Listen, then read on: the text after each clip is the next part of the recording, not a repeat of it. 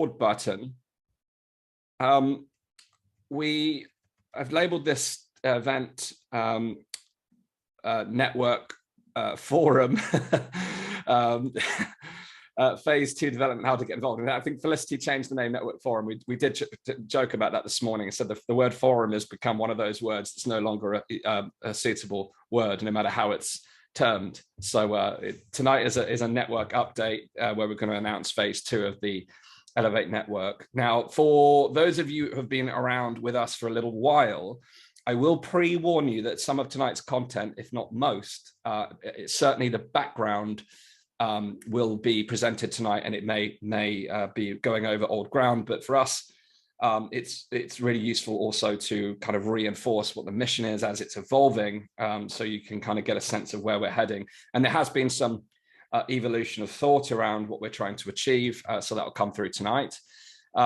I will say, fresh off the back of my interview with Charles Eisenstein today, which is a really exciting conversation. We went for about an hour and a half, an hour and 40.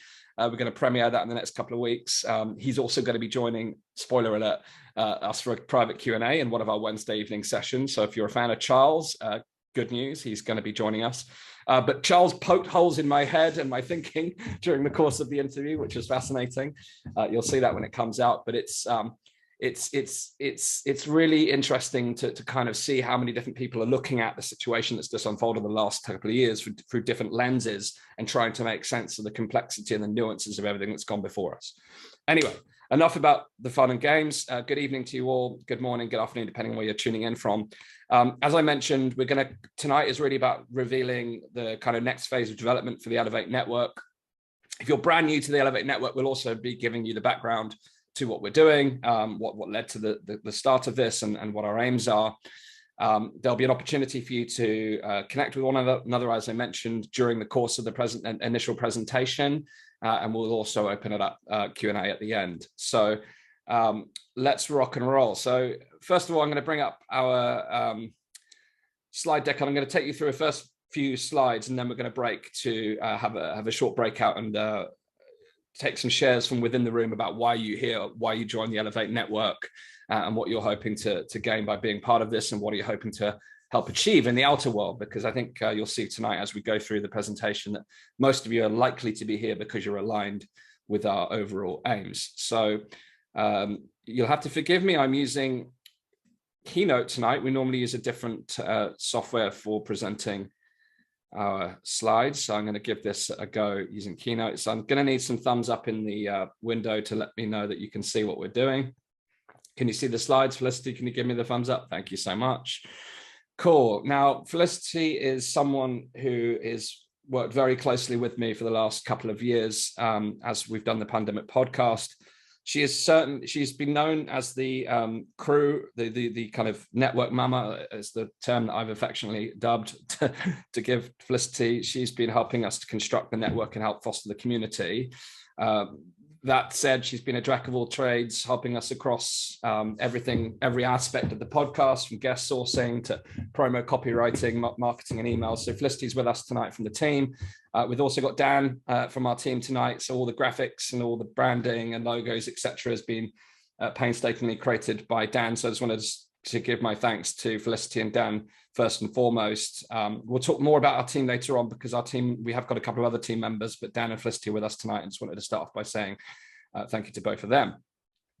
They've worked hard to help prepare this deck for tonight. So thank you so much. So firstly, this first part is difficult. Many of you that are thinking about the kind of brighter future that we want to create are likely to be thinking about the type of world that you want to live in. And to try and distill that world vision into a single paragraph or sentence is somewhat of a difficult experience. But we've come up with an evolving statement that is reflective of our intent within the Elevate Network. And there's a distinction between the vision for the external world that we wish to create and the vision for what we have for Elevate as a brand and the role that it will play in the world. And you'll get a sense of both of those tonight. But our ultimate external vision is to help to co-create a free, open, and peaceful world where both individuals and societies have the opportunity to flourish in harmony with one another and within nature. That's kind of encapsulated our overall intent. Over the years, we've explored with terms that have included, democratic societies and all of these components.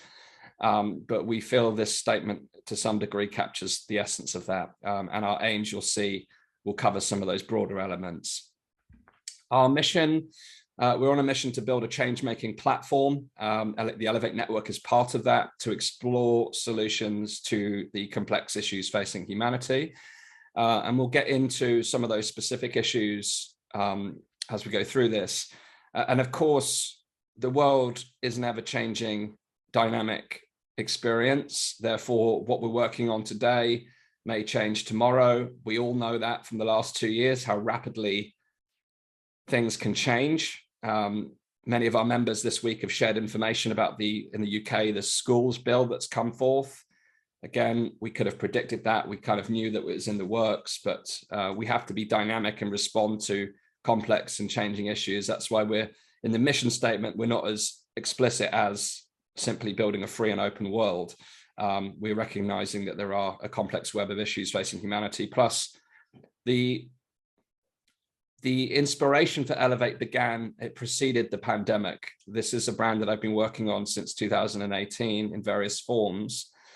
And I personally have a desire to affect many other world issues that are beyond the scope of the pandemic. But the pandemic gave us a lens and a focus of some really critical issues that required immediate attention and still require immediate attention.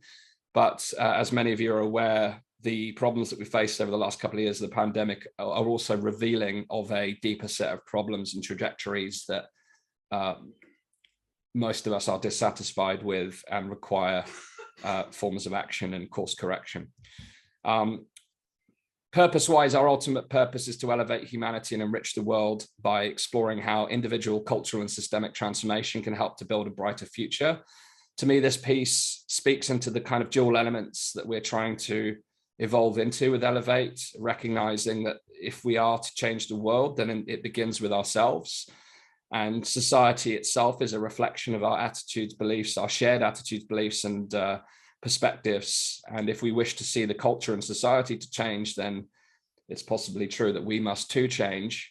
But it's also recognizing the fact that the guiding ideologies are often driven by systemic issues. So we kind of want to balance the inner journey with the outer journey as part of Elevate, recognizing that many of the challenges that we're facing right now are a result of trauma. The desire to control comes from fear, typically. Fear of death is playing out. We've seen that in the last couple of years, and that's also underpinning some things around the transhumanist movement. So we recognize that the journey we're on is both an inner and outer journey, but we're brought here based upon a dissatisfaction with the status quo that's led us to dream of creating a better and brighter future. So some of the issues that we're very familiar with that we're here to tackle, and again, these are the issues that Elevate as an organization in collaboration with our members and our partners have centered upon as core focus, our current core focus. We've seen the erosion of a free and open society over the last couple of years, and that's an emerging and growing trend. We've witnessed the decline of democracy. Some would argue democracy has always been an illusion, but certainly in addition to the kind of democratic index, if you look at the democracy index worldwide, it's reached its lowest point in the last 12 months in its entire history.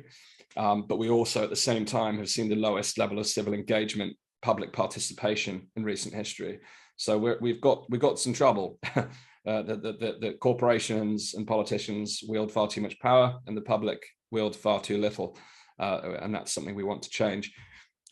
We've seen the rise of centralized technocracy over the last couple of years. In particular, it's come to the surface because, again, this is a trend that has been unraveling for many decades, particularly with the emergence of new technologies. So everything from the centralization of power and control and finance through to this technocratic, material, mechanistic view of the world that science can solve everything and we must trust the science. This plays out across more than just the pandemic. We've interviewed guests over the last few weeks on the food industry, on permaculture. The same problems are occurring with academic capture, media capture. It's a huge problem in terms of objective reality, but also, again, civilian power. We are also witnessing insane amounts of cultural and societal fragility. There's a meme that one of our recent guests shared, which is, I'll share it in the Elevate network, but it's an image of this gentleman in the 1970s in his kind of leather jacket, punk rock outfit, like brushing against the wall. And then, you know, like he's clearly knocked his shoulder, but he kind of carries on with his swagger and as if nothing's happened. But then decade after decade, it shows the same reaction of the same person and how it changed over time. And by the last one, for any of the football fans, he's writhing around on the floor, clutching his shoulder, having just brushed it on the wall. It was a metaphor for how fragile society has become, both emotionally, mentally, spiritually, physically. But we've obviously got the culture wars. We've got massive amounts of polarization. When you see Matthias Desmet's interview tomorrow, he'll talk more about the background anxiety within society. He'll talk about the lack of meaning and purpose. There's a huge amounts of fragility in our social systems at the moment. And that's played out again over the last couple of years. The lack of resilience in individuals and communities is palpable. The cultural safetyism we've witnessed is all underpinned through this section. Within each of these problems, we've got a whole breakdown, and we'll be talking more about those problems within the network and on the podcast as we move forward. And the last one is a disconnection from the natural world. Again, this is reflective in the kind of trajectory that we're in. This idea that we're pursuing towards a metaverse, this digital world that we're going to all be shepherded into, a real disconnect between nature and the natural world and the problems that come with that. As you know, the Pandemic Podcast tagline was question everything. I'm equally questioning of mainstream narratives when it comes to climate, but similarly very much someone who respects and cares for nature. And no matter how you dice this up, we are not necessarily leaving the most gentle footprint on the planet. And we're also losing our connection with the natural world. So this is something we wish to address. And we'll be doing a whole sense making series on the issue of environment, ecology, climate.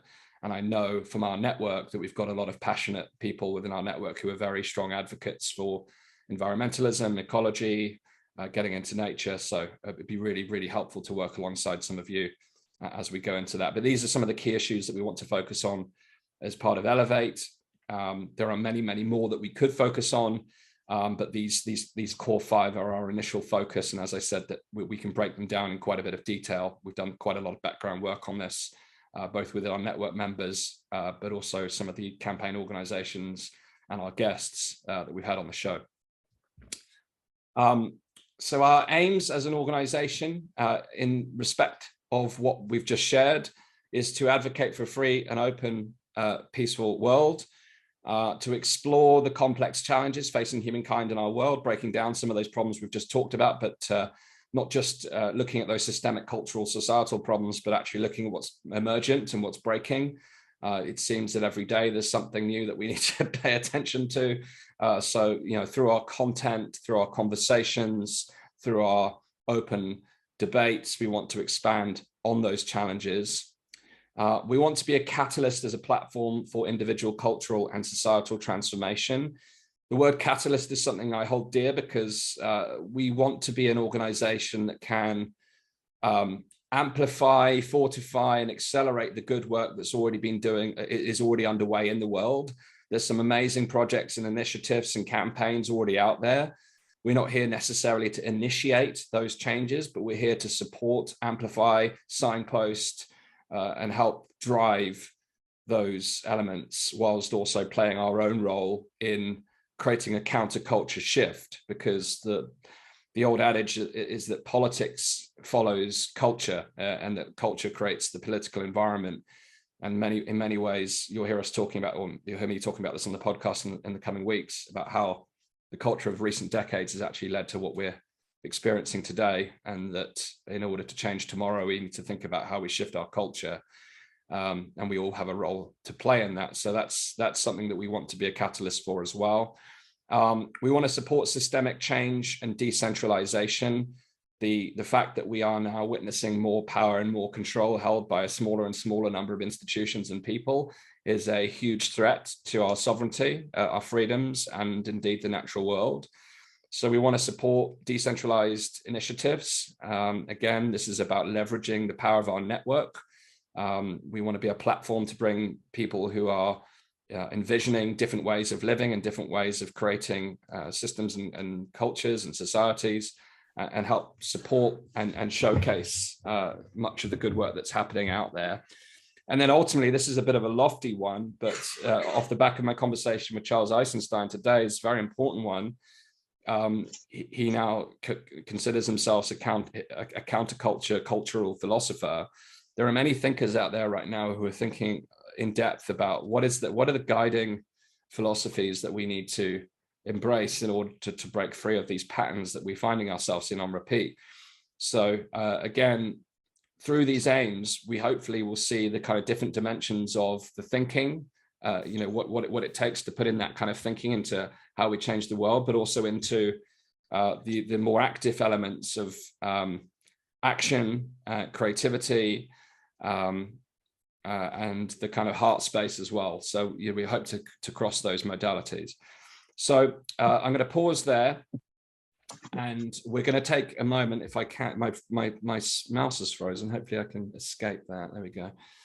We're going to take a moment to connect with one another, and based upon what I've shared so far, I'd like you to, in small groups, there's a couple of people who aren't muted. I'm just going to see if I can take care of that. Buzzing in my ear. I'm going to ask you in small groups to reflect upon what I've just shared, and to answer the question, what inspired you to join the Elevate Network, and what you're hoping to experience by being here. And in your small groups, I'd like you to come back and share the kind of overall consensus. What's the overarching theme that you gathered from meeting one another? So of course, introduce yourself, share where you're from, why you joined the network, and what you would like to get out from being here. So I'm going to open up the breakout rooms. We're going to spend just over 10 minutes doing that. You're going to be in small groups of around 4 or 5. And I just want you to share what inspired you to be here and what you're hoping to get out of being part of the Elevate Network. So on your screens, if you're on mobile or laptop, you'll see a pop-up in a moment, which will invite you to join a breakout room where you'll have the opportunity to meet and connect with each other. And we'll be back in the main room within 10 to 15 minutes. But hopefully you'll all have the chance to introduce yourself and share why you've joined the Elevate Network and your reflections on what I've just shared with you. So what we say in the breakout rooms won't be recorded, will it? No. Thank you. No. Cool. Okay, so we're now going to open up the breakout rooms. Going to send you over right now. And you'll just need to click the join button and you'll be able to join your breakout room.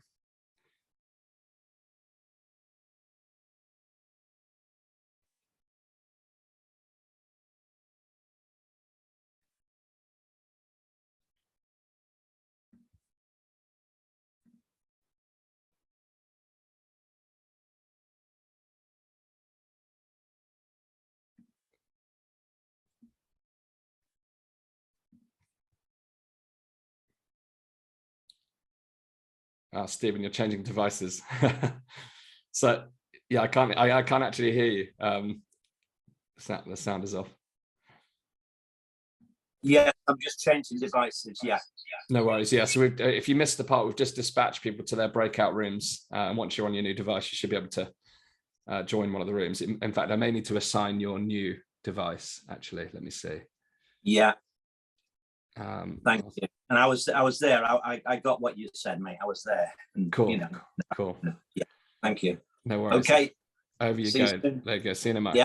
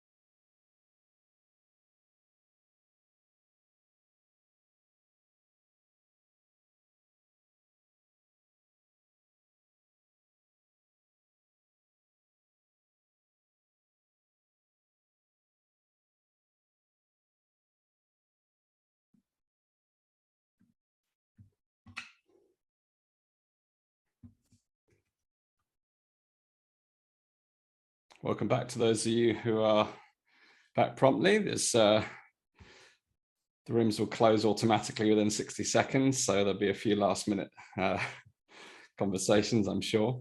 We've got half a minute left before the remainder join us, and we'll take a couple of shares from across the participants. So good to see you again back in the room.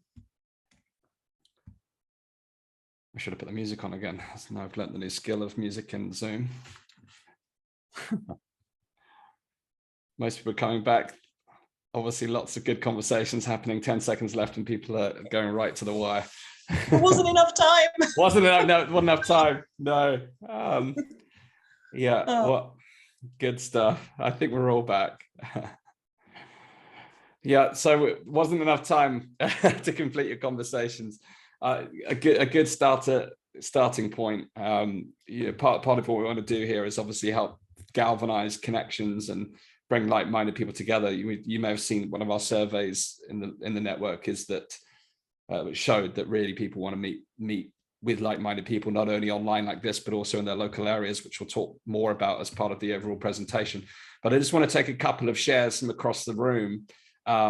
Just be really interested to hear some of your salient points, what came across in terms of your motivation for being here, how you'd like to contribute. Again, if you could click the raise your hand button and the reactions on your screen, then I can see who would like to join the conversation. So if you just hit the, Lucy, I'll come to you first. Hi everyone, thanks Dan. So I was in a group with Stephen from Brighton, Owen from Ireland, I'm from near Bournemouth, and Hilly joined, unfortunately had technical difficulties, joined very late and could neither hear us nor we could hear her. Okay. Very much common ground is that all aware very early on that something was afoot that was rather fishy, and through some journeys with natural health, already questioning a background, if you like, in questioning big pharma's solutions to health. So yes, to what we like about what you do here, what we all agreed on was having an awareness of what they're trying to do, an element some people are trying to do in the world, but actually more importantly, focus on what we want to create. So that's what's brought us to the Elevate Network. That's awesome. It. Fantastic. Thank you. Thank you, Lucy. Ray, I'll come to you next. Yeah, Dan, I did try and not be the spokesman for the group, so I'm always mouthing off. But anyway, they pushed me forward. So I was there with Carola, Francis, Jenny, and Ros, all based in different parts of the UK. And Ros had recently, or last year, came over from New South Wales, so it was interesting to get her perspective and to try and summarise, because we all had different views, but to try and summarise what inspired us. Obviously, different views, but it was. I think one of the themes that came out was that there is lots of activism happening in pockets. Activism, good, things that we would define as good, going in the right direction. And I think it was Carola who said, for example, in Cornwall, that's happening. And so she wanted to get a wider group so we can put our heads together. And I think this was a theme that came out in terms of why we're here. Yes. Which is to connect this wider group, and because and then we can put our heads together and work out a way forward, rather than sitting there by yourself and thinking, so many ways to move forward, but by getting together we can come up with come up with the best way forward. So that's my attempt to summarize. Very good, thank you, Ray. Yeah, that again, the clues in the title, the Elevate Network, this part of the puzzle, because most people's primary experience of Elevate as a brand is the network as it stands, but you'll see as we go through the deck, the broader elements that we'll talk about tonight is forming those networks in order that we can tackle some of these broader problems. So thank you for bringing that up, Ray. We'll take a couple more shares and then we'll go back to the next part of the session. So I don't actually, I can't, is that Indigo? Hi, Dan. Hey. It's Janine, actually. I don't know. Sorry, Janine. Okay. Sorry, I don't know how that even got on there. I'm not very technical, so I think I must have called my computer that. I don't know. No worries. So this is my first time I've been on this. So it's my first breakout room ever because I'm a bit of a Zoom virgin. There's a couple of things I was saying. I don't know. I'm sure people have heard of David Charalambous and reachingpeople.net. I think that's a very important, I think he's got a very important role in teaching us how to talk to people who have been conditioned, I think is the word to use, rather than brainwashed, you know, and that we can still affect. I still think there's about 40% of people that are, you know, I think it's very important because we need to be a majority, I think. So that's one thing I talked about. The other thing I talked about was there was somebody from Bournemouth, near Bournemouth, Lucy, I think. I go down to Bournemouth because my family is down there and I have to do a bit of caring for my mum, but there's a lot going on down there. I've forgotten the names of these groups down there, but there's a big Bournemouth assembly. Do you know about it, Lucy? I don't know. Community. Yeah. Is it Lucy? Sorry, I don't know. Yes. There's basically the Bournemouth Community Assembly. Yes. We have an assembly in Ringwood. In fact, we kind of got one going here and with people from other towns, and then supported those people to set up Bournemouth, Southbourne, and we've got New Forest South as well. So my idea of it is that it's doing what we all want to do, which is to link up all the little groups. So I've only just heard about it. I didn't even know I couldn't remember what it's called. But so I'm going to go down and go to that meeting this weekend.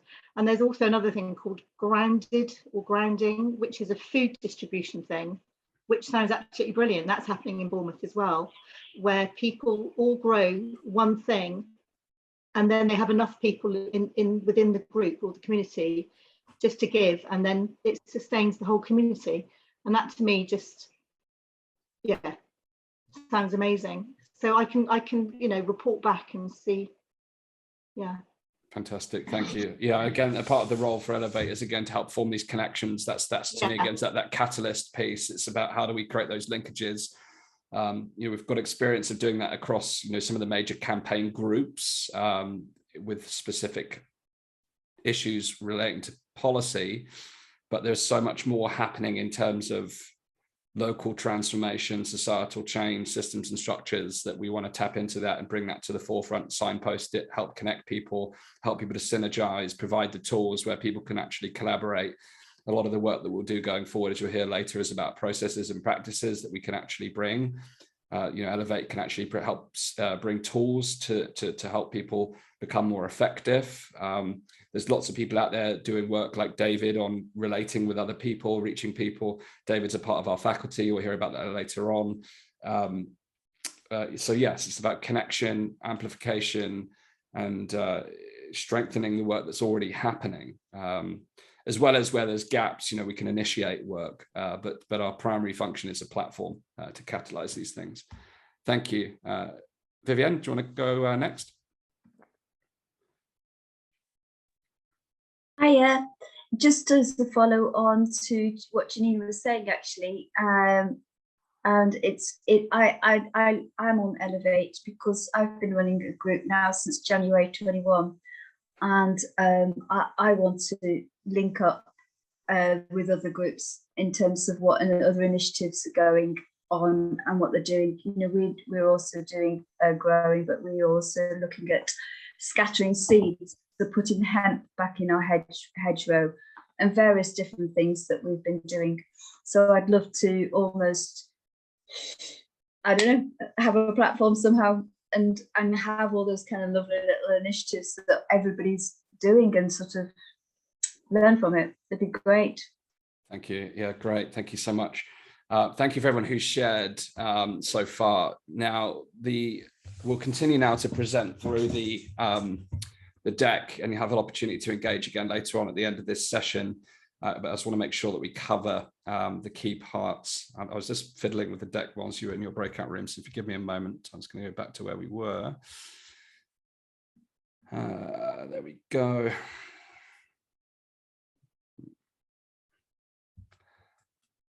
Try again.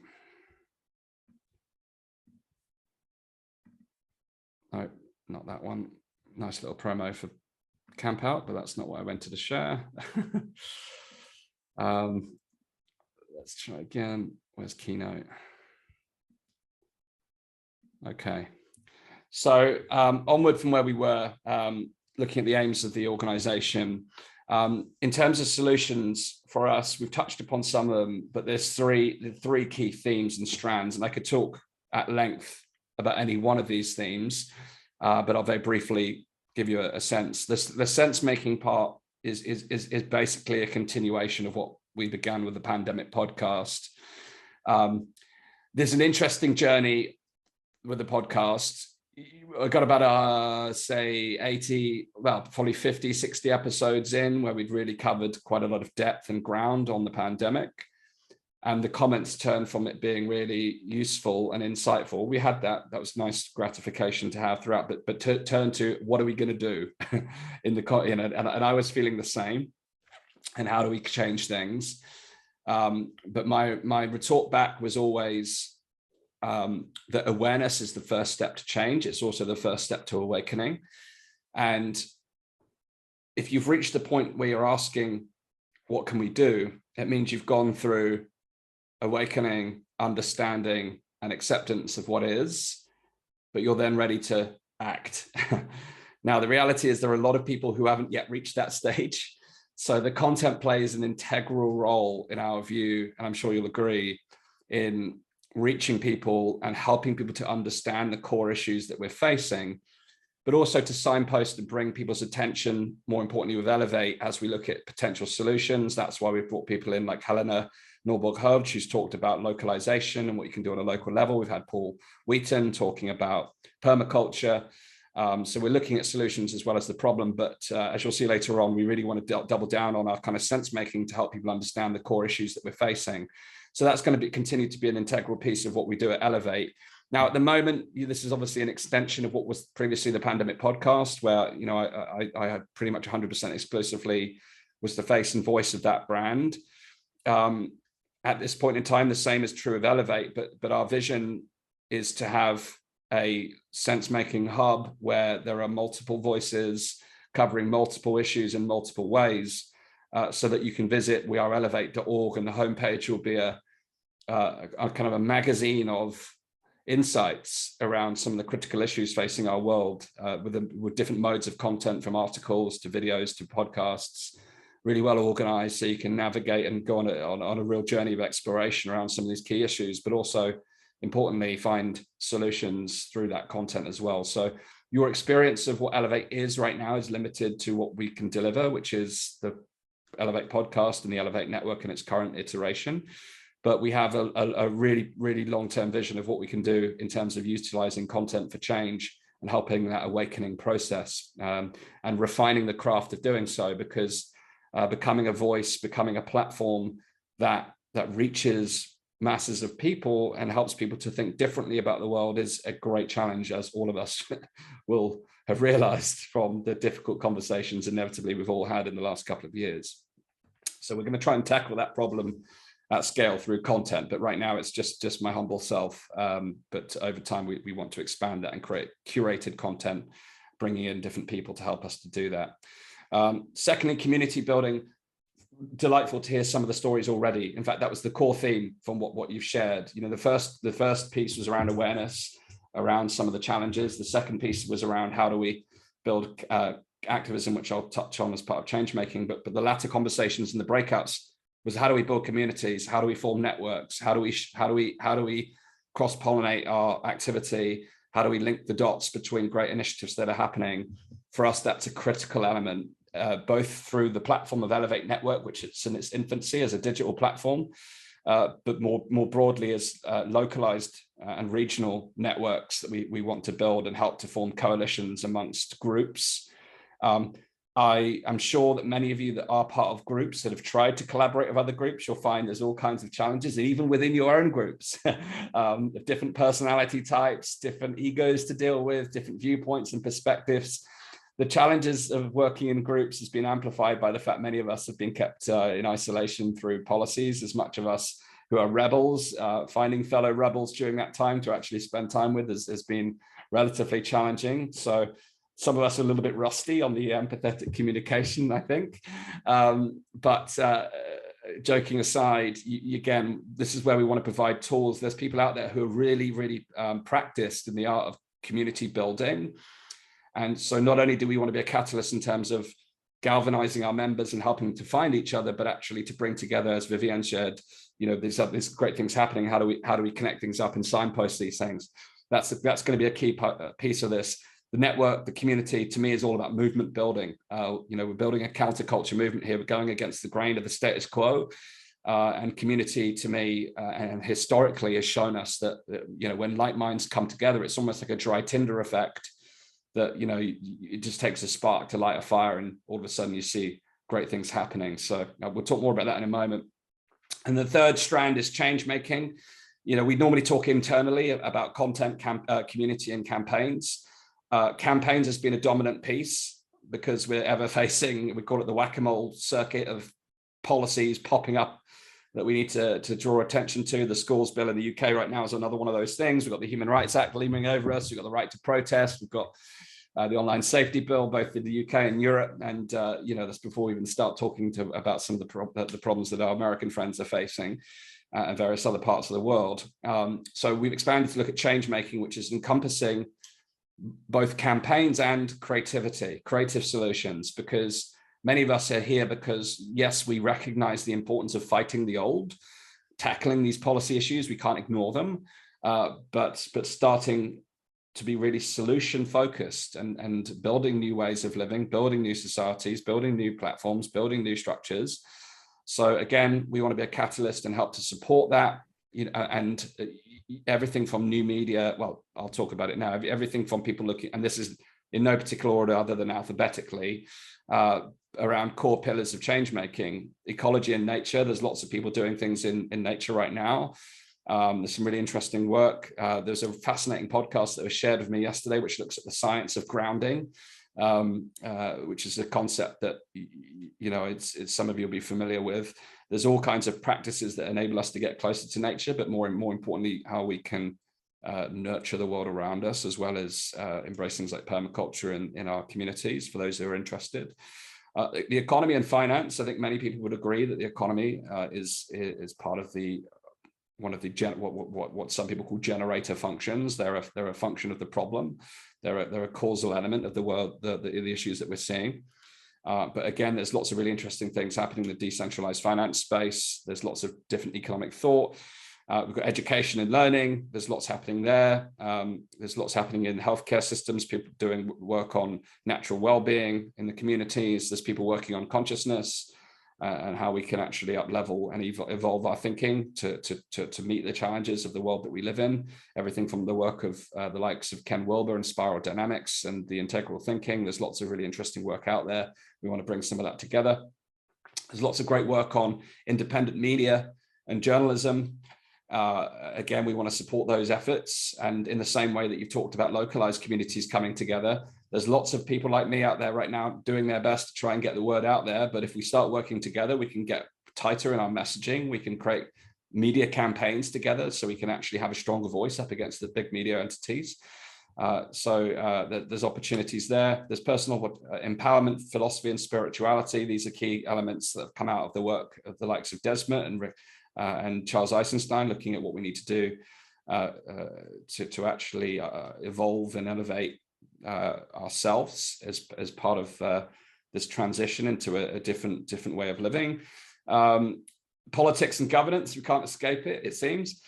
Looking at different forms of governance. And again, there's some really fascinating, we've had some people on the podcast, everything from flat pack democracy to direct democracy. We've been approached by different other organizations that are exploring different political models. So again, we want to be a network where people say, go and check out Elevate. They're working on these key areas They're bringing together solution providers. They're helping people to connect, share ideas, develop solutions, and accelerate the path to change. This isn't us saying we're going to change these things as Elevate. Obviously, that'd be a lifetimes of work. Our goal as a catalyst, as a platform, to bring these things together and actually help and support those initiatives that are out there and help people connect with like-minded people who are working on these key issues. And then the last piece is science and technology. It's easy when we're faced with oppressive technology like biosurveillance and the prospect of the metaverse and transhumanistic future to start to fear technology, but technology and science very much still have a role in our modern world. It's just the ethics, the boundaries, and how we approach science and technology, the work that Panda are doing, for instance, on open science and restoring some of the practices of open science and looking at how we can create new academic institutions that practice proper scientific method rather than captured science. Again, there's lots of people out there doing great things in all of these 10 areas. We want to be a platform where we can help amplify and accelerate that change and bring people together so that you can work on this. And then for, even if you're not working on these solutions, you can hear about them, you can embrace them, you can adopt them, you can share them. It's a way for us to actually give these things help these things reach critical mass. So I joked with one of our team this week that the previous tagline of the podcast was question everything. By looking at this slide, you could say that the tagline could quickly become change everything because there isn't a stone left unturned probably by these 10 categories. But as I've said, our goal as Elevate is not for us to initiate new projects in this area. It's about supporting and catalyzing what's already out there and working with a growing network of people to tackle these key issues through these particular elements. So it's what Dan, can you say anything specific about any of these things? This covers almost every aspect of life. Yes, well, it's fine saying we've got to change things, but I'm still waiting to hear something. You say that other people, you're not going to be doing it, although you want to amplify whatever other people are saying. But what are some of the other people saying? What is being proposed at this point? Do we have any specifics coming through saying, well, how we deal with ecology should be in this way, or government should be run in this way? Yes. So all of these things are happening in pockets in isolation, which and you'll see as I go through the next kind of phase how we intend to bring these things together. Because it's all very well these things being out there, but your point is a very valid one. What are those conversations? What are some of those outcomes? We need to be sharing those conversations. We need to be sharing that thought, engaging people in that process. But at the moment, it's very, very disparate. So we want to be able to gather those insights that we can share both through the podcast, through the networks, but also create working groups and conversations, focused sessions on how these things can move forward. Because there is, and again, I'm sure most of you in your communities will recognize that there is things even on a local level happening across all of these dimensions. But what's happening in Bristol or Bournemouth, people are struggling within just one city to share ideas, let alone across countries, nations, across the world. So we have to recognize this is the very beginning of something, and that forming these connections, it begins with setting out our stall and setting our intention that we want to be a vessel, and we're going to rely on our network members to help get the word out so that we can actually say, look, you're working on this, you need to come and join the Elevate network. They're building working groups on each of these things, so you can actually have the opportunity to share. So I'll share some of the practical elements of it as we go through. I won't go into the backstory about what led to us here. Many of you are familiar with the Panda Bit podcast. If you missed it, well, 2 years of content is out there, 500 episodes. We've covered an awful lot of detail on the issues around the pandemic, but we're just getting started. So in terms of progress to date as an organization, we've relaunched the podcast, the Elevate podcast, to meet the brand. With early stage, we haven't quite had the same traction yet as we had with the pandemic podcast, which reached over 15 million views. We had 100,000 views of our latest content. So we're kind of grappling with the message at this point, because we're not in the same heat of the moment that we were in within the pandemic that kind of led to that intensity. So we're exploring, and again, you'll hear in a moment that we want to tap into the wisdom of our network about how we can start to create content that's going to tackle those key issues of the day so that we can actually reach more people. But we've featured guests like Helena Norborg-Hodge. She's coming up next week for the World Localization Day again. She's back with us. JP de Villiers, Paul Wheaton, Jeffrey Tucker, Nick Hudson, Alex Thompson. We brought a more diverse set of voices and around diverse set of topics. In itself has posed some problems, because how do we draw the linkages between these things? How do we tell the story of why localization is important, why permaculture is important, why sense making is important, why finding inner peace is important? You know, these different elements that we've covered through these interviews, it's up to us to try and weave the thread amongst these so that people can see how they're all related towards the overall mission. But coming up, we've got Matthias Desmet tomorrow, Charles Eisenstein, we've interviewed him today. Eric Edmeades is coming up to talk about food revolution. Jim Rutt is coming to talk about a concept called Game B, which is a model for looking at systems change. Similarly, Thomas Bjorkman's joining us. He's involved in so many projects around systemic change. So again, to answer the point, how do we hear about some of these things? We're going to showcase a lot of the work that's happening out there via the podcast and our channels, including localized efforts going forward. In terms of this network, 4,750 new members have joined this network, which is a fraction of our overall kind of subscriber base and overall audience, but great to see new members joining every week. We've delivered over 20 member events now featuring Dr. Rob Verkerk, Tess Laurie, David Sherrill-Ambos, Alexander Biner from Rebel Wisdom. We've had Paul Wheaton. For those of you who aren't familiar, the permaculture space, Paul Wheaton is one of the most sought after experts in the space, as is Helena in the localization movement. She's been at it for 45 years. So we've got some really great people joining us and helping us to navigate these issues and support the work that you're doing on a local basis. In terms of campaigns, we've supported 3 key campaigns as Elevate. We supported the 2 Weeks to Flatten the Mandates campaign, which helped to successfully overcome the medical mandates in the NHS. We supported the children's the childhood COVID vaccine group with their press conference and their campaign, their Safer to Wait campaign, which if you look at the uptake rate of the childhood vaccinations, we saw a massive drop in the numbers following that campaign. So a success according to the Safer to Wait team. And we also supported the COVID-19 public inquiry process, and we brought together a group of 20 different organizations to submit a set of evidence to the framework development. So this is some tangible outputs that we've been able to deliver. And we also supported the 7-day breathwork course with Christopher Gladwell, who has been part of our faculty, looking at some of the inner dimensions. Now, we want to build a transparent organization in terms of how we're operating. So we're going to continue going forward to share our key metrics, from our content to our financials to our impact. We discussed as a team what we want to share as part of these conversations. We want to start to be able to quantify the impact that we're making as an organization. But we also want to be transparent in terms of our financials as we seek to build a sustainable organization. Last year and the year before the pandemic podcast, I was supported by a team of volunteers. We took a leap of faith in January, at the end of January, to bring on a small team of 5 of paid freelancers. Felicity and Dan, who I've mentioned, are part of that team. We've also got Lucy Rose Walker and Mariam Abadi, who's part of our team, which of course has placed a significant burden on our financials. We've also invested in kit technology to deliver this platform and various other pieces of software that support it. And to date, we've been reliant upon donors who have kindly contributed to support the podcast. But you can see from the numbers on the screen that we are a plane that has been descending relatively rapidly over the course of the last few months. But we have seen a change in May, and we've also seen some, we have got the provisional figures for June, but thanks to a patron on our call tonight, we've had a larger donation that's helped us get some breathing room this month.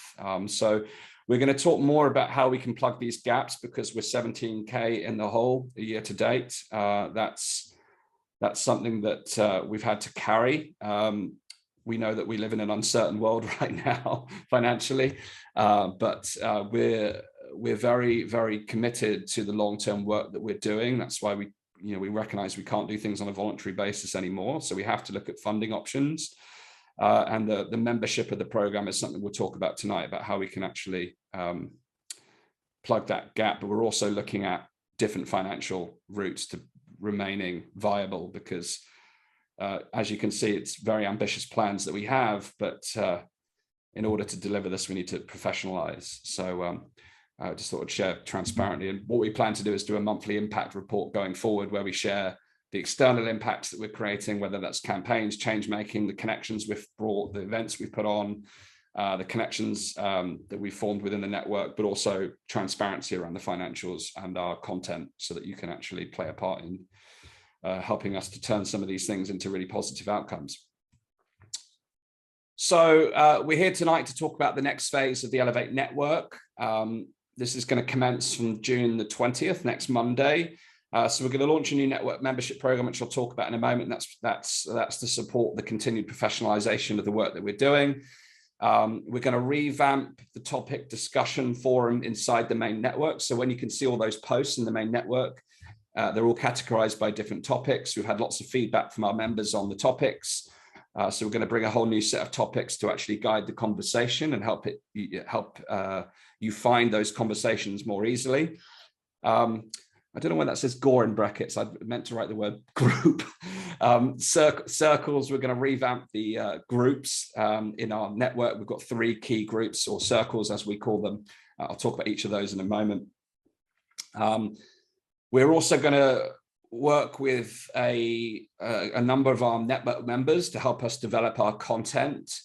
We are very aware that we're going to be covering a number of pressing, burning issues that are breaking news stories, they're topical issues. And in order to keep on top of all these stories and find appropriate angles, we're going to need the support of our wider network. So we'll talk about that next, but we're going to create a space where our network members can help us drive the development of new content. We're going to expand the volume of content we're creating. And we want to work with a number of our network team, our network members, to support that development. Help to get the word out. We're going to introduce a number of new campaign working groups. If you were with us on our last call, we introduced the Pandemic Reform Committee, and Ray, who you heard from earlier on this call, is helping us with the initial stages of that development. I'll touch on the 5 issues that committee is going to be working towards in a moment, but our first step is to actually form the ecosystem to connect with the various different groups and individuals who are actually working on these initiatives to actually form that coalition. But we're also going to be launching a UK action group, which is going to look at how we can support various campaigns that are currently live in the UK. And again, form working groups. It's been touched upon by the members tonight, how you'd want to get your heads together and explore the best ways to tackle these campaigns and initiatives. So that UK action group, again, is going to be led by our members, and we'll allocate our resources to supporting the action around the outputs from that group. So we really want to move these initiatives forward at speed so that we can actually involve our members in actually participating in the change initiatives that we want to help catalyze. By popular demand, we're going to be launching Elevate regional groups. We want to localize the network. There's things we can do within our software that help us to do that. But we've got members all across the UK and the world, and we're going to start by bringing people together on a local basis and helping people form connections and build coalitions with other like-minded groups in their area. But our first priority is just to help people to gather with like-minded people. The feedback suggested that people want to meet on a local basis to continue the types of conversations that we've had tonight. So we're going to be kicking that off within the next few months. We're also going to be doing a number of live events, including the Camp Out Festival, which I'll touch upon in a minute. We also hope to do a tour where we actually get out into the communities with the support of the regional groups, so we can activate some of the content on a local level. And we're going to continue to build our change-making faculty. Francis's question earlier on, how do we distill some of that work that's happening out there? It's our goal to actually, because we've got two types of people that join our network. We've got people who are effectively concerned citizens who want to find a way to contribute to either activism or change making. But we've also got groups, individuals, organizations, entities, entrepreneurs, visionary thinkers out there doing this work across the domains that we've identified. So we want to bring those together as part of our faculty so that we can actually distill those ideas, present the kind of findings, but also to signpost to our members how they can get involved with those projects, how they can learn more, how they can contribute. Again, this is something we want to accelerate in the next phase of the development. And as you can appreciate, the lofty aims that we've got and the small team that we've been able to, we've achieved a lot with our small team. Moving forward, we want to kind of leverage the capabilities of our network to actually accelerate some of these aims. So these are the core phases that we'll be going through. In terms of our timeline, I'll touch upon the 3 groups quickly before we talk about the timeline. So we've got 3 groups coming up. So we've got the Elevate Circle, which is where we'll be hosting our monthly events with our inspirational speakers from the podcast. We've got Matthias Desmet coming up in July. We've got Charles Eisenstein joining us on the 29th of June. We'll continue to bring in our guests that you can connect and ask questions of our members. We are going to be bringing participatory community-led events where you can connect more broadly and have deeper conversations like the ones we started in the breakouts tonight. We're going to bring a whole range of different experiences to the Elevate Circle, which is where we'll host those experiences. We've got the Building Resilient Communities Circle. And by the way, if you don't know what I'm talking about in terms of circles, when you log into the network on the left-hand side, you'll see the different tabs. The circles effectively are groups. The Building Resilient Communities, or Building Regional Communities, as we may relabel it to, is where we'll start to cultivate that regional activity. So those of you who wish to support the development of those regional activations and those regional groups, that's the place to go. We want to develop a program of events in partnership with other organizations over the next 90 days. As I said, we want to get out in the regions. We all want to bring some of those groups and like-minded people together in the regions. And we need your help to do that. So if you want to support the regional activation of Elevate, then go to the Building Resilient Community Circle. We're going to be kicking off as early as next week on that. And then we're going to develop an action circle, which will lead to the working group for the Pandemic Reform Coalition. Again, Ray, who's on this call tonight, is helping us to kickstart that project. As I mentioned, we'll have the UK campaign group as well, which is looking at some of the broader campaigns. We know a lot of our members have talked about with passion the desire to support a campaign against the UK schools bill, for instance. And we've also got as we've already touched about, the Human Rights Act, we've got the online safety bill and many others. So again, the UK. Dan, can you say something about the schools bill? I don't know anything about it. So what's awful in it? That's a big conversation. We're going to bring someone on to talk about it, so I'll pause there. It's an important one. But there's a couple of people in our member. I don't know if they're on the call, but actually, we were sent a 30 bullet point list of the 30 major problems of the bill. Someone's done a piece of work for us on that. So we'll distill that in the network so you can have a read of that. It's a very important question. But in the vein of other bills that have come forth, you can anticipate that it's not good news. But again, in terms of how we tackle that, how we distill it, that's where we're going to use the UK action group. But again, there's already groups out there starting to work on campaigns. So rather than reinventing the wheel, we want to bring those campaign groups in, work with our members to actually bring those things to life. So we're doing some mapping work right now. In terms of the core pandemic issues, we've got a relatively good understanding of the ecosystem in the UK from the work we've done over the last 2 years. But in some of the broader areas like human rights, free speech, UK schools bill, we don't yet have the network, and we're going to need the support of our members to help signpost some of those groups. Within that action group, we'll obviously coordinate with the regional groups to activate any campaigns to the local areas. And to help us drive the campaigns, we're looking for a specific. We're looking to someone to support the campaigns who's worked in campaigns as a background to come and help us with the UK campaign management. So if you're someone that's worked with a campaign organization in the past, or you know someone that's been involved at a relatively high level within campaign management in the world of activism, then please let us know. We're looking to bring them into our core team to help us drive that forward, because at the moment you've got Felicity who's driving the network, I'm driving the content, and we need someone to come and take care of the campaigns and to support with the UK campaigns, with Ray supporting on the Pandemic Reform Coalition. So we'll talk more about that in the call to action. On the Pandemic Reform Coalition, if you weren't with us on our last call, there's 5 key areas. And again, I'm not to go into depth on these things. If you wish to find out more about our aims on this particular coalition, you can see the recording in the past events tab in the network. But there's 5 critical areas: looking at the public inquiry process in the UK, supporting the public inquiry process in other countries around the world, looking at a global investigation into the handling of the inquiry, the pandemic and the vaccine rollout, looking at regulatory reform to separate the approval process of drugs to the marketing and development, the development from the approval and marketing of drugs, looking at how we break down those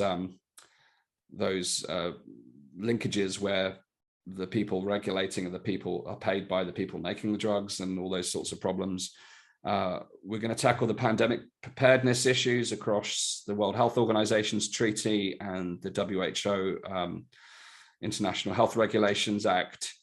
We're going to look at decentralized health governance. There's already organizations out there like the World Council for Health who are looking at different models for driving healthcare across nations, as well as many others across the world.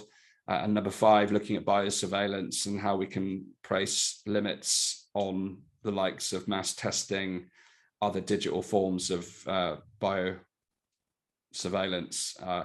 Again, we want to bring together people who are already, and there's already a lot of people working on these things out there in the world.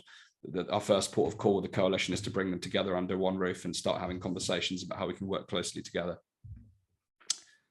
So we talked about the membership. At the moment, the Elevate network is free to join, and that will remain the case. So anyone can join the Elevate network.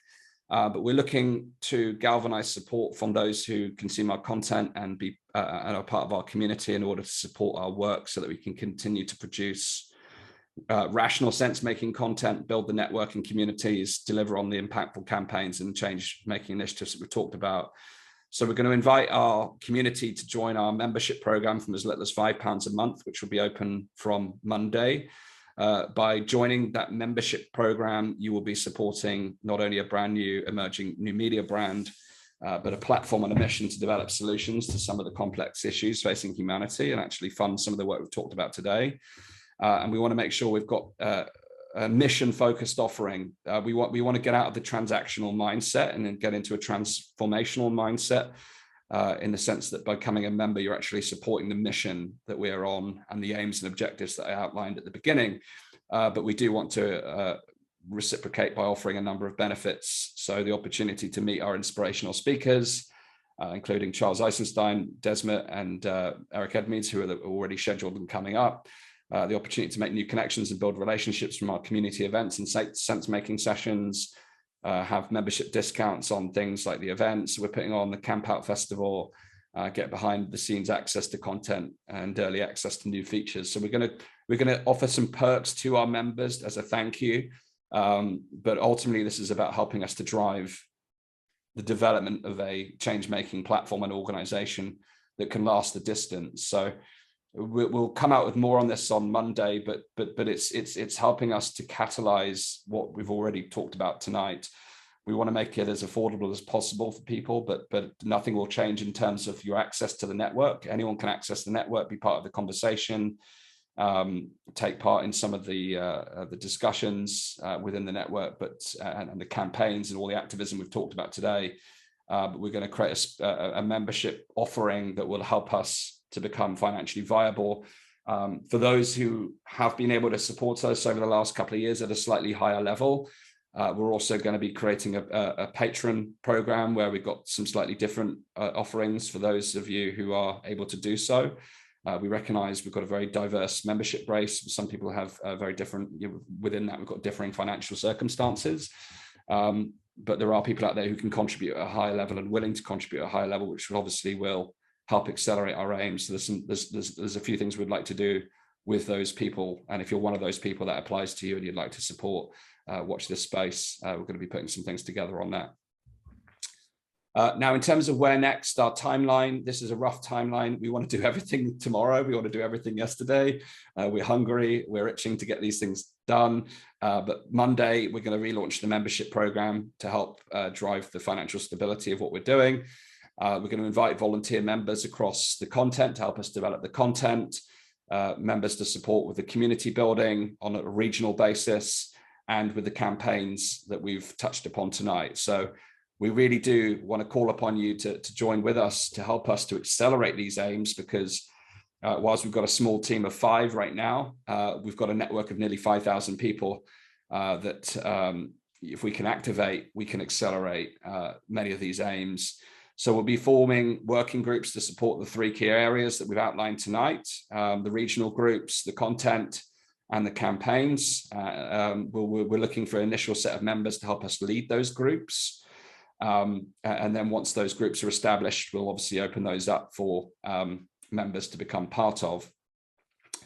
Coming up in July, we've got the Camp Out event. I'll touch upon that again in a moment. So if you haven't heard about that, that's a 4-day, I think it's actually a 5-day event coming up at the end of July, July the 22nd to the 26th. We've been invited to curate the Sunday event on the 24th of July. It'll be an Elevate day as part of the overall Camp Out experience. We're going to kick off the regional working groups and the regional networks. We're going to move to daily content on the podcast, supported by our members, to start raising wider awareness of many of the issues that we're tackling, but also to signpost a lot of the good work that's happening through our content. We're going to start by working with our ecosystem of campaign partners to start to amplify the campaigns that are live. And again, we're going to work with the UK Action Group to determine which campaigns we're going to support and how we'll do that with the membership.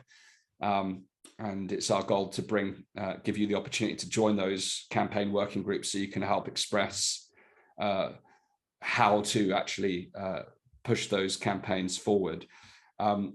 I can't see the last block, the August block, because I can't minimize the screen. I should have remembered it. Hold on, I need to initiate first phase of regional activity along the podcast tour. Okay, yeah. I would like to get out on tour with a group of people before August, but we're trying to add a little bit of realism. But if we can get out to some of the regions in July, that'll be a bonus. But I recognize it's going to take us a bit of time to get venues and get people together. But we want to bring together a coalition of people, come out on tour, and start to bring communities together and help form connections between some of the groups that are working on a localized level. So again, if you'd like to be part of that development work and helping us put together the events and the tour, join the Building Resilient Communities group. Next week, you'll see the campaigns group set up, so you'll be able to join that. And again, this is an exciting time. But to help us to do all of these things, we're going to rely on our members. I talked about the Camp Out event in July, 4 days of co-creation, exploring the issues of our time, but really looking at how we build community-based solutions, what role we play as individuals within creating change. Pete, as part of our network, he's historically part of the Big Chill. He now runs the Little Chill. This is an event in collaboration with Campfire Convention, Inspire, and Elevate. As I mentioned, we're running the Sunday session. There'll be a 10% discount available for our new members who join next week on the Camp Out event. We encourage you to come and join us. It's going to be an amazing experience. We're right now finalizing the lineup. By the end of this week, we'll have some announcements to make around who's going to be featured at the event. But it's a great opportunity for some of our members to come and connect. I'll be there the whole weekend. Really looking forward to soaking up some of the other experiences across the 4 days. But we'd love to see as many of you as possible on the Sunday, at least for the Elevate Day. But we encourage you to come for as many days as you can. It's a family-friendly event. So if you've got young children, we're going to be bringing Zach along for a little bit. There's going to be a zone for babies as well as younger children. Yeah, it's a family experience. It's not going to be a wild. It's probably not a wild party like the Big Chill days, but there will be music and there'll be an opportunity to dance, I'm sure. So our call to action tonight, and again, the links to that, you can find them inside the network. If you go to the events tab, you'll see the events in the network. Our call to action tonight, on Monday, you'll have the opportunity to join the Elevate Circle as a member. As we talked about tonight, that's going to be, for us to be sustainable, we really do need practical and financial support from our members to help us to keep going. We've got a very short cash runway left. And whilst the plane is descending, we do feel that we can take off again. We appreciate, again, everyone's in different circumstances, but if you're able to, we'll be kicking that off on Monday, the new membership. If you're interested in regional... Can I ask another question on that? Because you've got 4,500 members, is that right? Yes. How many of them are paying? A very small percentage right now. So we're hoping by launching the membership plan, that's going to change. Because even if 10% joined as a member, that would enable us to cover our basic costs before we even start. Well, if you offered a month free, and then said, if you want to go on with this, it's going to cost you at least £1 per month. Wouldn't that make a difference if you had 4,500 regularly coming in? And do you think you'd lose a lot of people if you asked for simply £1 a month? Still, obviously, allowing the option to pay £5 and saying £5 would be ideal, but if all you can afford is £1, but please afford that because we must have some income.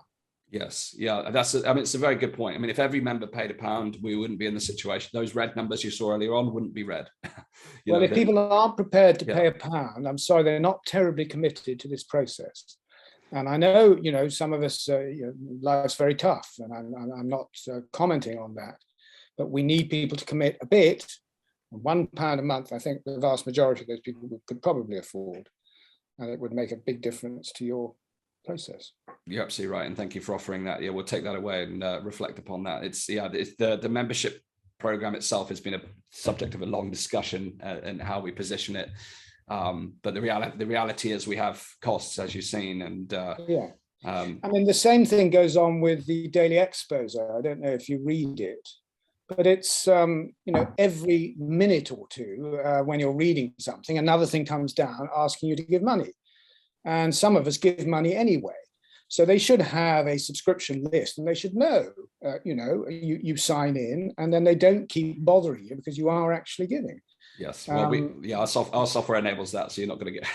Well, we also want to be very elegant in the process. We don't want to be hammering people for money because that's not really the culture we represent. But at the same time, we are clear that we are professionalizing. We've only got a small team, and if we could double the size of our team, if we could have a professional content studio, all of these things are going to become more effective. So my point is that £1 shouldn't put people off. £5 might every month. Some people might find that a little bit steep and think, well, yes, I'll save my £5. But £1 a month, everybody should be happy to do that, or the vast majority. It would help you and keep the process going. Yes. And if people have got a bit more, they can give 5 or 10 or whatever they're happy. Yes, thank you. Yeah, thank you, Francis. I appreciate that. Yes, we'll take that away. So that's going to be available on Monday. We'll open that up. You'll be able to see that inside the network. Again, in terms of your access to the network, it's still available to you. It's just we're creating a membership program where there's some additional perks. For those of you who want to be involved in the regional plans, the local events, local connections, and help us to coordinate that, please join the Building Resilient Communities group. You just need to go, if you're on the desktop, go onto the circles, and you'll see the groups. You can join that group. If you're on your mobile and you're on the app, you just need to click the menu bar and you'll see circles, and you can join the regional circle.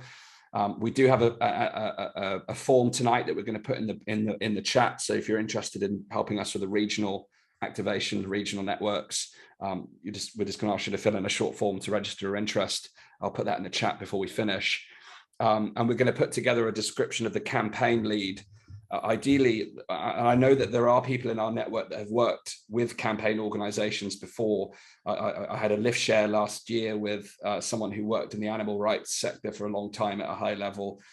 We've had people email us over the last 2 years saying they've worked with big campaign organizations and they know how to galvanize a lot of these activities. So we're ideally looking for someone with campaign experience to join our core team. So again, if you're one of those people or you know someone who has worked within campaign organizations, we want to bring someone in to help us to coordinate the UK campaigns and to work alongside Ray on the pandemic reform initiatives. So that's our initial calling to action tonight. Obviously, I've shared a kind of program of things that are going to be coming forward over the next few months, but we're going to work together with our audience to kick some of these things into action and really start to move things forward. We need to find a mechanism of collating the localized information around how we can actually bring some of those networks together. There's been some brilliant shares tonight on some of the great groups that are out there. That conversation will be part of the regional group. We'll start to figure that out, how we collate those, how we bring them together. And again, we want to tap into the ideas of our network to bring these things alive. I think that is all. Yes, we are there. So yeah, we've covered a lot of ground. Hopefully you'll see we're very ambitious in our plans. We're not just here to fight the old and deal with the tireless campaigning against policy issues that continually rear their ugly heads. We are here to find some level of accountability and justice and course correction from what's happened over the last couple of years with respect to the pandemic itself. But more importantly, where Elevate is positioning itself is as a change-making organization that's future-focused, building a change-making platform that helps to catalyze change in the key areas where we're witnessing these major problems. So that brings us to the end of tonight's session.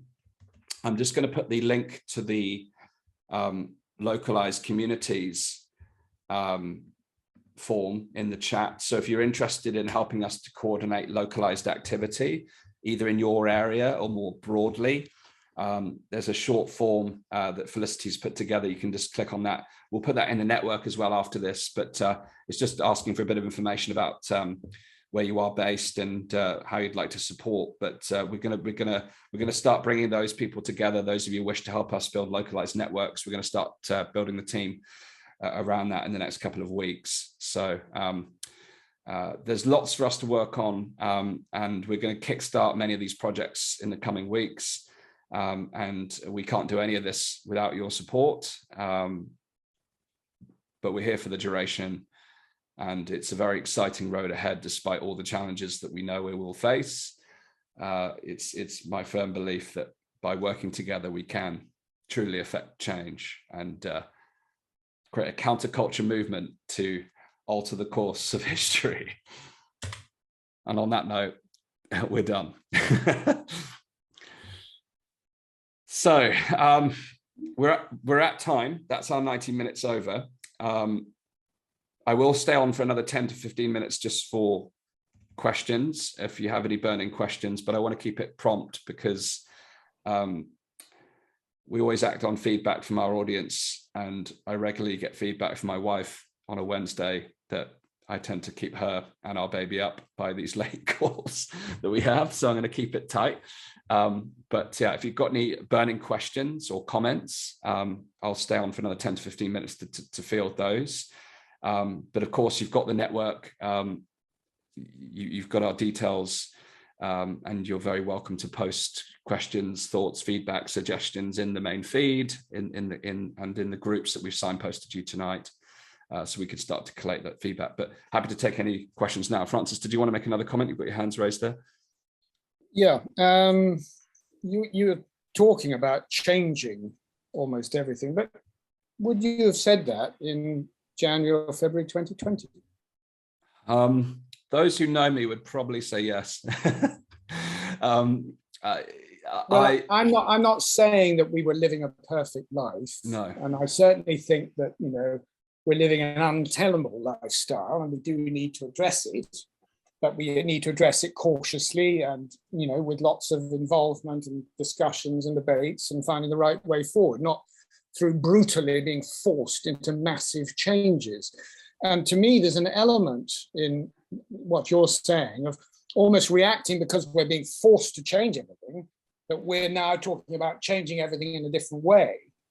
I mean, as far as I'm concerned, if we could go back to where we were quickly, I'd be an awful lot happier. And then we could start trying to focus on things that we do think need to be changed and try and do them, step by step, with involvement of people so that they understand what's happening. But I don't know, it's almost as if we're reacting to what's being forced upon us, which is massive change, by saying we need to do massive change, which are different. Well, so I think to answer that, so again, do you understand what I'm trying to say? I do understand what you're saying, and I think this is an important one. And this, if you've read, or anyone has read, Jamie Wheel's book called Recapture the Rapture, he addresses this point in the first chapter about the desire for change and the balance between incremental improvement and radical innovation. In times like this, we can fall on fundamentalism and think we're going to tear up the rule book and reinvent everything. That's not what we're proposing here. But there are areas where we do need some innovative and radical thinking, but there is also some areas where we need to be incremental. And what's very interesting as part of the counterculture, and I'm going to do an episode on the podcast on this, is actually we've seen this kind of progressivism, if you will, which has all been about changing everything. It's been about tearing up the rule book and actually challenging not only what's happening now, but the roots of history. And that whenever you look at social justice or social change, it often comes from the more liberal or more progressive or left side of politics. What we are now seeing is a resurgence of conservatism, which argues that, and I think it's very interesting, that within change, there is also a requirement to preserve what is timely and true. And I think sometimes in our desire to change things, we forget to take stock of what's right and what is working. So I think Elevate as a whole, we want to be non-partisan, and we don't want to be an organization that only attracts people from one side of the political paradigm. And we could argue that the political paradigm is superfluous and it's dated and it doesn't mean anything anymore. But we want to welcome different views on this. And there are people out there who are working on innovative solutions, but there are people working on an incremental change. And I think there's a balance.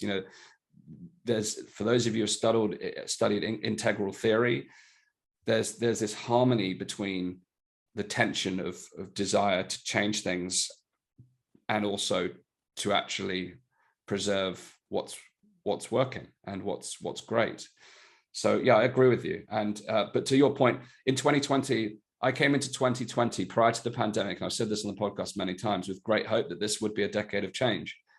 You just got to be careful what you wish for, because life doesn't always give you what you were asking for in the form that you expected.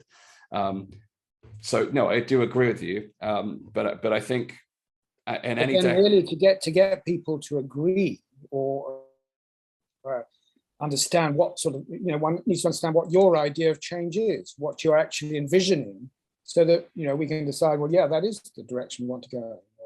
Well, this is why as Elevate we want to become a platform and a catalyst. So it doesn't mean by doing so, we're not prescribing this is how life should be. We're not prescribing this is how you should think, act, or do, because that's what we're facing right now. It is exactly right. Yeah, and we need to be careful of that. Yes. The temptation is to say, look, that's terrible, but I know what's right.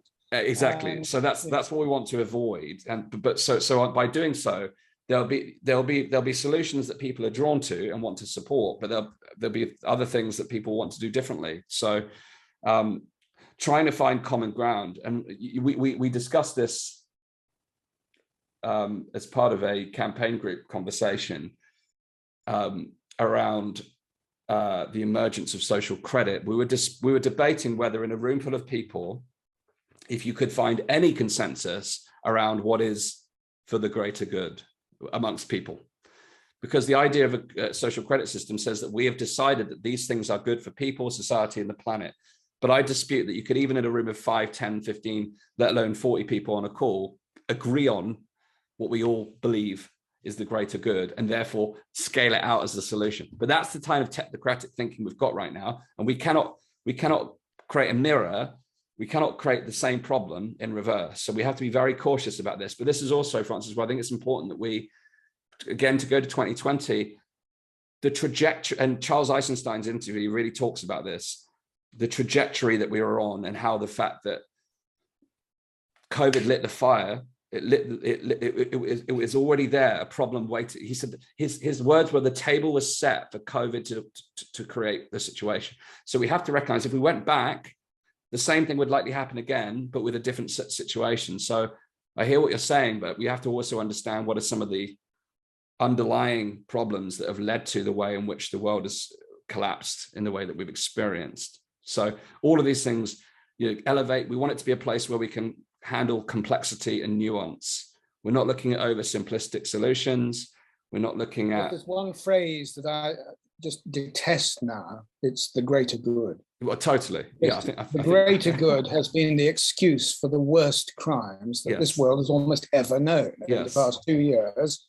And it's always being used as an excuse to push some agenda. Yes. And try to say, well, science says this is for the greater good. Yes, yes. And we're going to talk a lot more. But Matthias will talk about that tomorrow in his interview. Charles talks about that. It's an important one, the technocratic totalitarianism. Thank you, Francis. I'm just going to take a couple more questions because I'm aware that I need to bounce, but you raised a really important point. Lucy, I'll come to you first.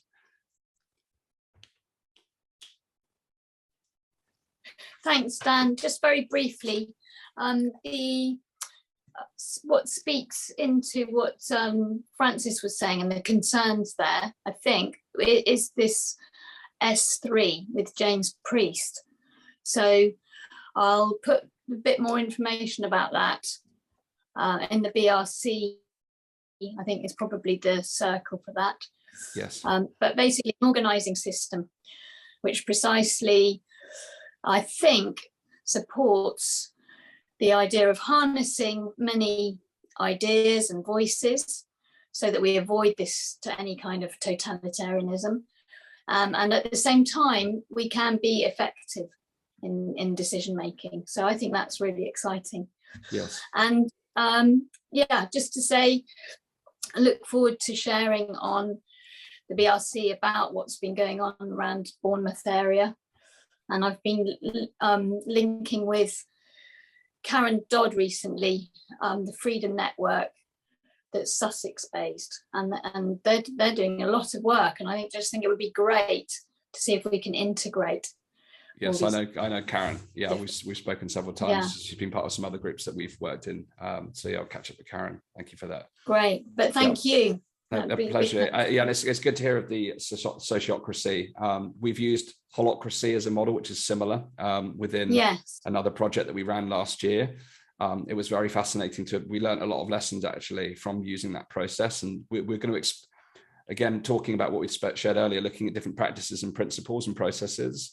That's something that we want to embody and learn from and share. I think I'm really interested in sociocracy, but I also have some concerns, and I look forward to grappling with those models because great. Well, I think you'll find James Priest has done a sociocracy 3.0. He's kind of evolved it. Yes, so, we'd like to bring James in for a conversation actually. Yeah, great. And just to add, for me, I think this whole COVID thing is a catalyst. I'm very much aware of Charles Eisenstein's work, and I think let's turn it into a great opportunity for evolving. Indeed. Thank you. Thank you, Lucy.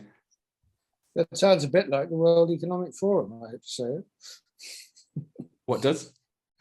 Well, using it as an opportunity, that's what they're saying. This is the opportunity for the Great Reset, isn't it? Yeah, I mean, we have to be careful of our language, but we also have to recognize how much of language is being captured, and there's quite a lot of people out there saying we need to reclaim our language, and but that's hard in the first instance. We're almost like watching over every word right now, because if we say something wrong, it's like, hey, you're over there doing that thing. It's like, well, no, I just said one word.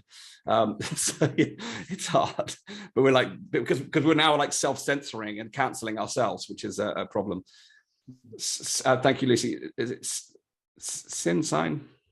So, yeah, hi, my name's Samana. I don't know why that. Cool. Yeah, no worries. Hi everyone. I'm in London, so it's only in London. If anyone else on the call is from London, reach out, because it'd be nice to see other people here. I just had comment really. First, thank you so much. I found you only literally a couple of weeks ago, and I'm just so happy to find you all. And I'm very much happy to pay a subscription membership, more than happy. But I think, Dan, you know about Rebel Wisdom. They're an amazing community and platform. They've got thousands of people around the world. And I think you've had Ali on your podcast, but they are closing up soon. So there's an opportunity to grab, some of the followers there, because they are desperate. We are desperate for another community to join, and you've come at found you at a great time, because Rebel Wisdom are now closing up, and David, Fuller, and Ali are going on to other things. So I know you probably already thought this, but a potential work with them, or if you can, have access to their audience. They're very academic.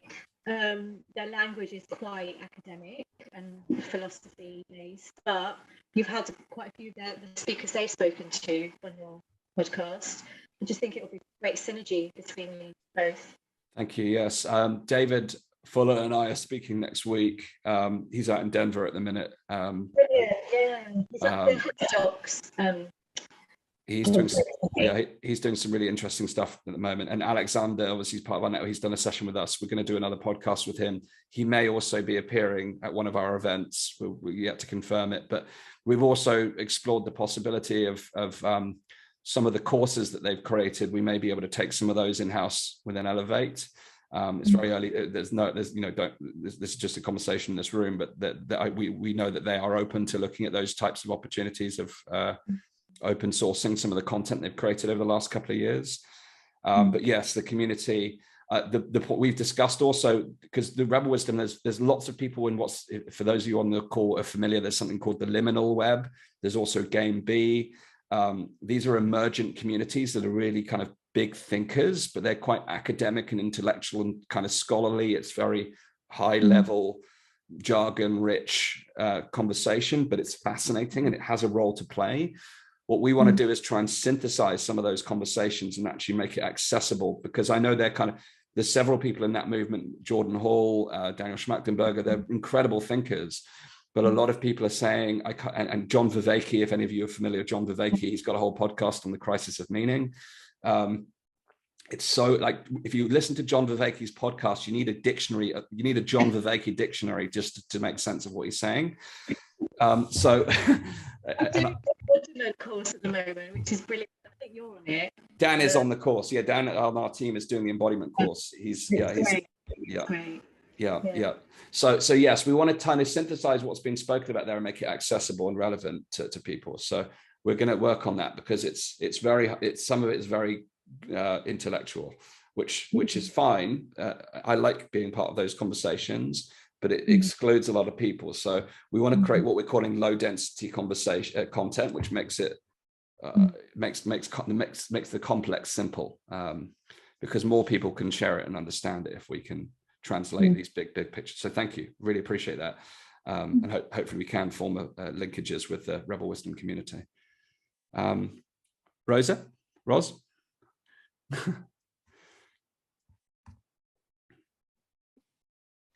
Hi. I suppose it's sort of something similar, but I mean, with networks, I mean, across Australia, for instance, I mean, there are organizations called the New Democracy, which is a philanthropic organization. Is it helpful if you want me to make introductions, or the Center of Independent Studies, very similar kind of content?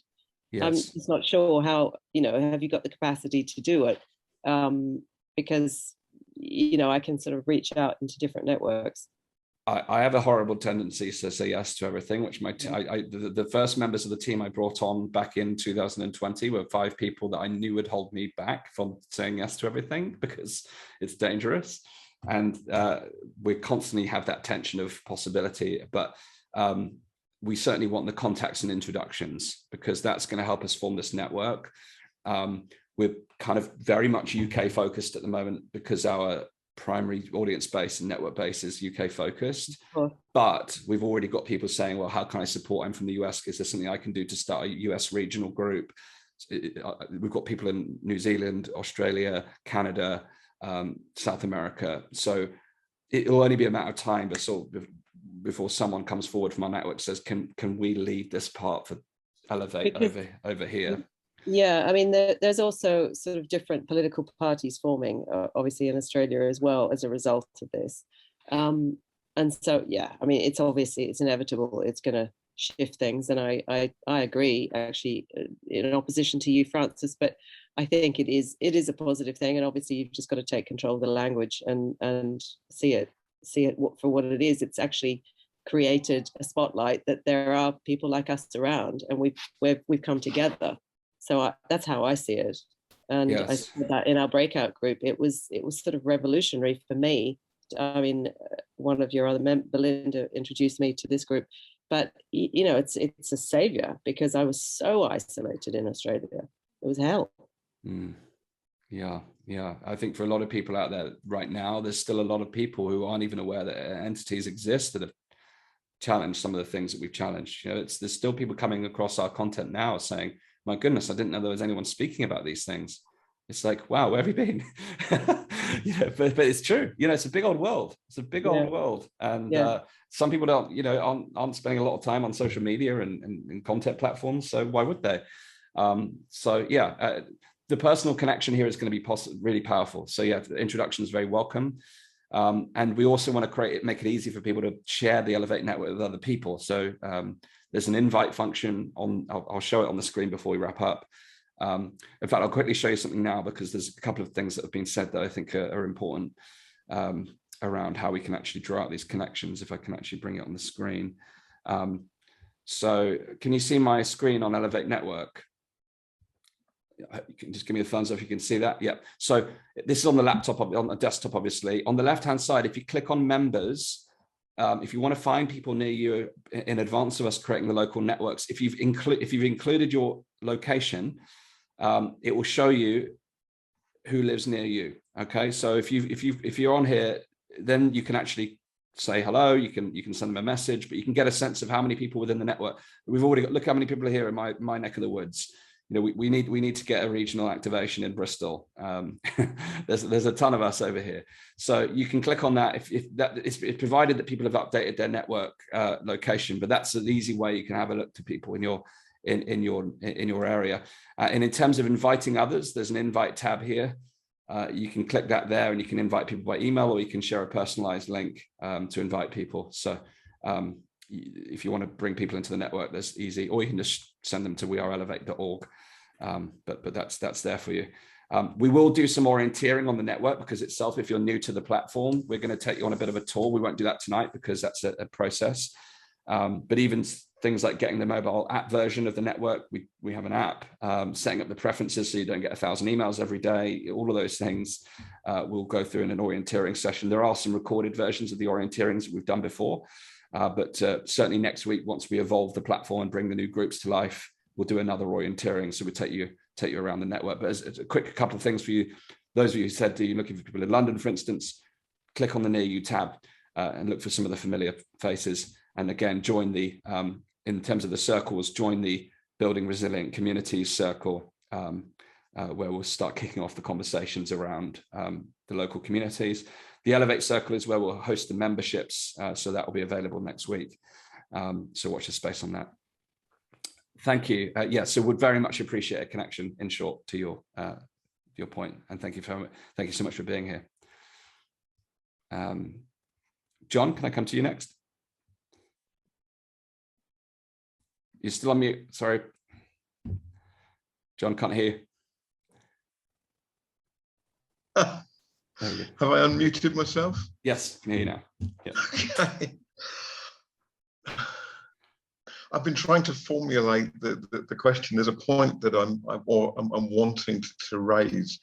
That I give you a very brief preamble. I mean, back in March 2020, I realised that we were being systematically lied to, and that there was a use of applied behavioural psychology and what I would call brainwashing techniques, although perhaps that's a crude way of putting it. And it also felt like we're in a totalitarian state where the media, the pharmaceutical industry, the government, everything appeared to be in a lockstep. And I suppose all of your ideas are absolutely wonderful and fantastic, but I suppose my fear is that if they can't do it, if they can't achieve through brainwashing, then they will maybe send in the military or whatever. And I'm just wondering, you know, there's the whole thing of creating alternatives and trying to reclaim the system, but is it really possible to reclaim the system is what I'm asking, or is it just totally controlled, bought and paid for? Well, these are important subjects. So the first point, I'll plug the interview again for tomorrow. Matthias is back. Matthias Desmet, who obviously spoke about mass formation on the podcast with us, the 4 conditions that led to mass formation. That was our most popular interview by far, had well over 1 million views across all our platforms. Tomorrow, he's going to talk more about technocratic totalitarianism and the psychology of totalitarianism, and some of the psychology and behavioral elements that lead to what we've experienced, and how that creates these kind of group dynamics with things happen in lockstep. By virtue of understanding these things, it's becoming aware of them, and in the same way that once you become aware of a particular advertising technique, once you've seen it once, you'll see it every time. And there was that psychological experiment where I think there was a group of children playing basketball, and there was a guy in a gorilla suit walked across the screen, and they said how many people saw it, and most people didn't see it. But once you've seen the gorilla on the screen during the basketball match, you see it every time.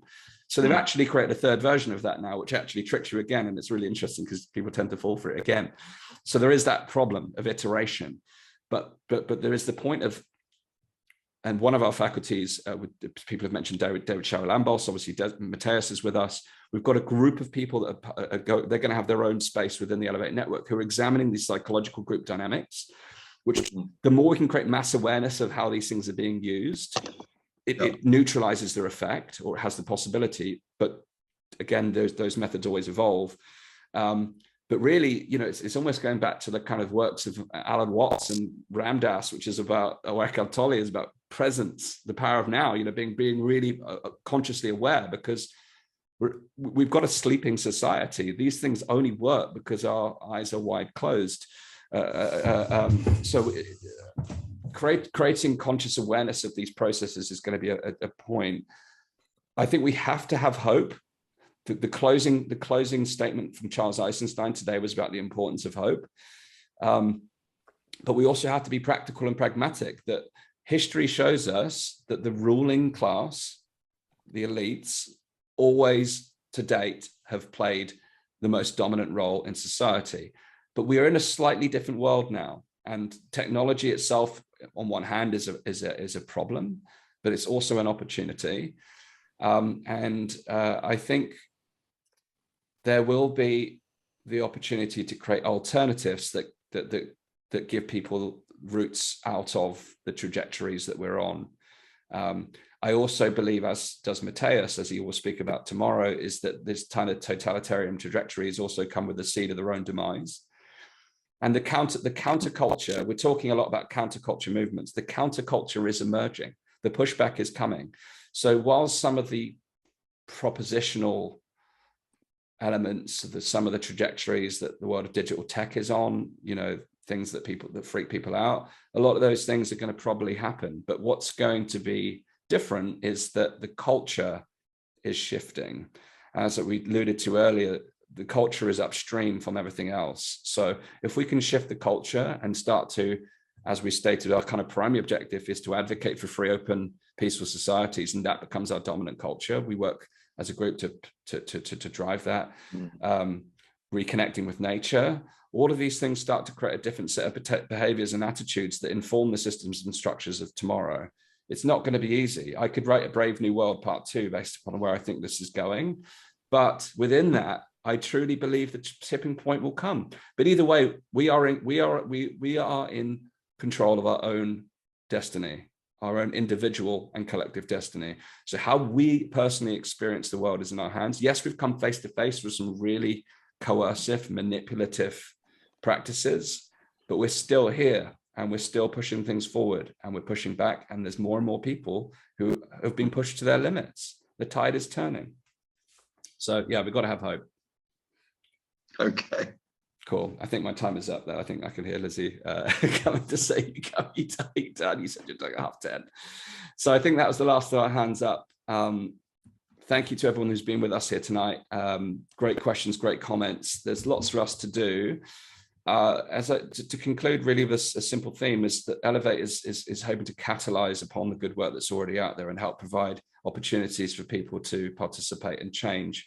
But the simple thing for me is, and you know, Tess Laurie said this about how to revolutionize healthcare. She said, no matter what all the fancy ways you come up with decentralizing healthcare, the most powerful revolution that you can mount on the healthcare system is to revolutionize your own health.